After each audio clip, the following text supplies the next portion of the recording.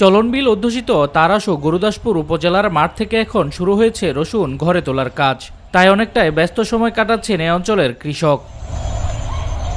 প্রতি বিঘা জমি থেকে গড়ে 40 থেকে 35 মন হারে রসুন উৎপাদিত হচ্ছে, আর বাজারে বিক্রি হচ্ছে প্রতি মন 4 থেকে 5,000 টাকা দরে। এই যে 22,000 টাকা খরচ, আর এই রসুন হয়েছে 25 থেকে 30 মন হারে। ফলন ভালো হলেও কৃষকের রয়েছে অভিযোগ, বাজারে যখন তেল সার শ্রমিকের মূল্য ঊর্ধ্বমুখী, তখন তাদের ঘাম ঝরানো ফসল রসুনের কাঙ্ক্ষিত দাম পাচ্ছেন না তারা।